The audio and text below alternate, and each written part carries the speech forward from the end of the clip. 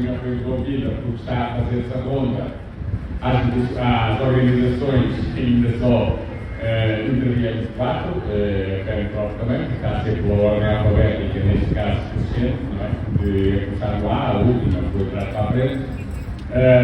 Seja como for, aquilo que foi dito, e é talvez uma das vantagens, mas a única, não difere muito das 4 organizações que falaram, a SPR, a CISNET, nós e a FNET, e no fundo o que estamos a dizer é que, e claro que não vou estar aqui a ser exaustivo nos pontos todos, que são muitas as questões que nós abordamos, mas como dizia aqui no início, há meia dúzia de pontos que são linhas absolutamente vermelhas. Uma delas é, desde logo, a questão de um contratado para poder não ser discriminado de outros professores, ser obrigado a concorrer a contrato para os 10 PPP, mas tem que concorrer para onde entende que deve concorrer e a partir daí não ser discriminado significa receber um salário como se estivesse na carreira. Isto é que não é discriminação.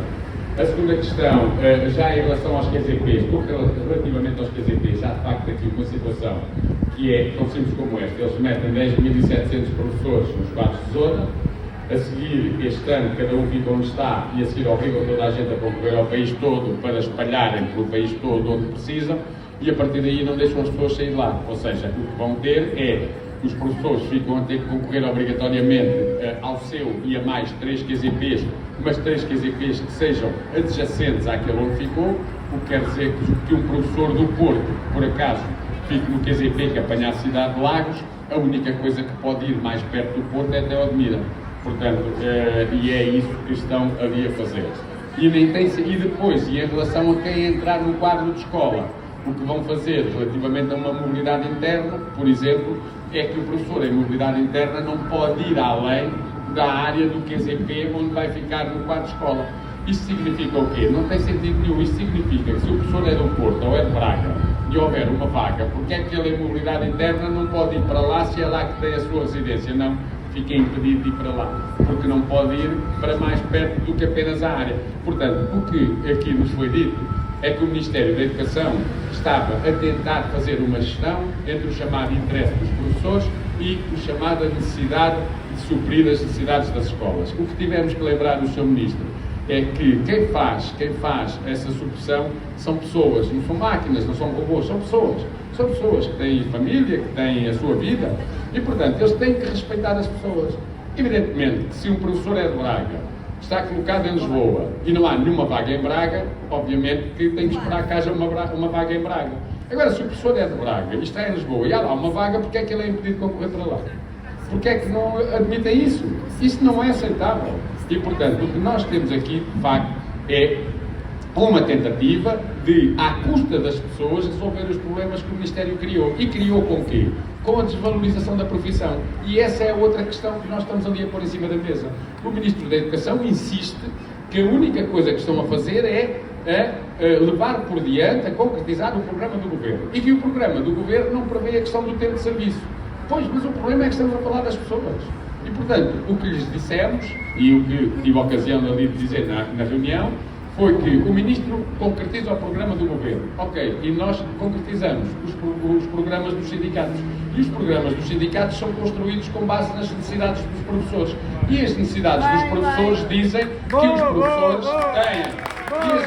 E as necessidades dos professores dizem que os professores têm direito a que lhes seja contado o seu tempo de serviço, a ter uma carreira minimamente justa, a poderem progredir sem as vagas no meio, a poderem ter condições de trabalho como deve ser, se estão doentes com doenças incapacitantes a estarem perto do local de tratamento, a terem uma aposentação específica que tenha em conta o desgaste que provoca o exercício continuado da profissão e tantos outros aspectos. E, portanto, nós não admitiremos que o Ministério da Educação faça fatias, até porque nós apresentámos logo no início da legislatura um protocolo negocial com todas estas matérias, portanto não estamos a inventar nada agora, entregámos uma proposta de protocolo negocial com todas estas matérias e nesse protocolo negocial nós não separamos os concursos do tempo de serviço ou disto ou daquilo. Está lá tudo. Claro que esta negociação, nós não vamos meter o tempo de serviço num diploma de concursos, claro que isso não tem sentido. Agora, nós não sairemos dali com nenhum acordo, para já, nem se levanta a questão, porque nem sequer em relação ao diploma de concurso há qualquer tipo de acordo.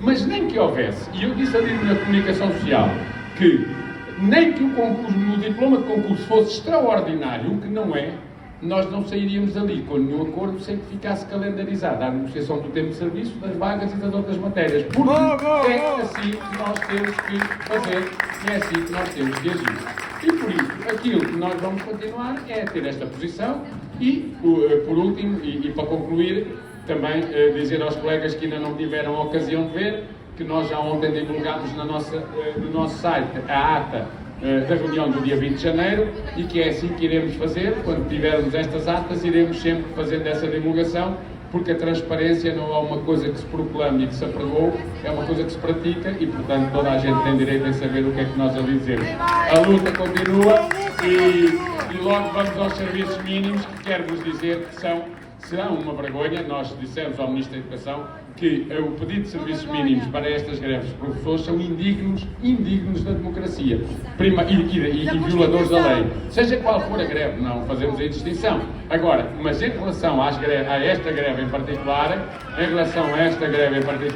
bem, eu é só dizer aos colegas que só ouviram agora têm andado a ouvir mal, porque eu digo isto desde o início.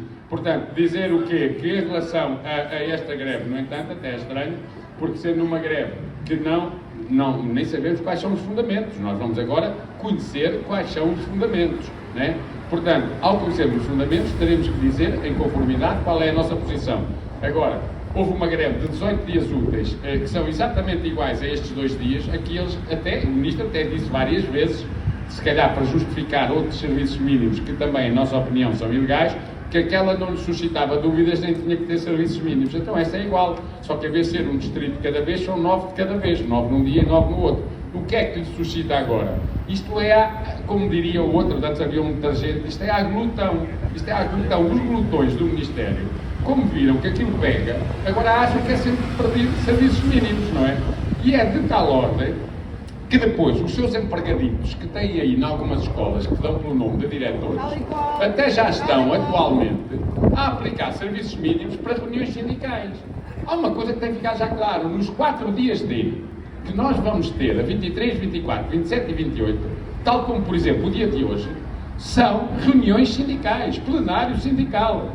Não há serviços mínimos para reuniões sindicais. Não pode nenhum diretor, e se o fizer, e nós já estamos a avançar com queixas no Ministério Público contra diretores, se, por exemplo, uma escola fechar por conta de uma reunião sindical, não pode haver serviços mínimos, não há serviços mínimos para reuniões sindicais. Há para greves. Se a escola fechar por conta de uma greve, toda a gente fez greve, e se essa greve tiver serviços mínimos decretados, têm que ser cumpridos, porque uma coisa é uma lista de serviços mínimos, outra coisa é o acionar os serviços mínimos.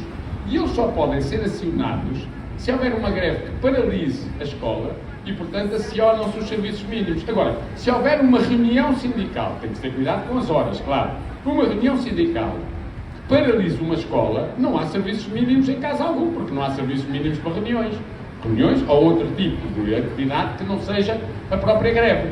E se houver uma greve ou 2 greves que em simultâneo, vamos admitir, uma tem, outra não tem, ninguém pode ser impedido de fazer a que não tem por conta de outra greve. Portanto, isso também não. Aliás, os colegas, quando foi agora no Porto, em Viseu, as pessoas nem quiseram saber de serviços mínimos, porque estavam a fazer uma greve que não tinham.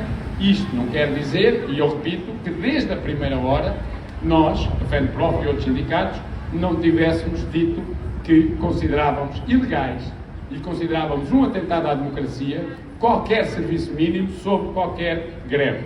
Agora, infelizmente, às vezes, o pessoal só lê metade das coisas, ou então até lê tudo, mas interessa-lhe não perceber. Portanto, viva a luta dos professores, a luta continua e não parar!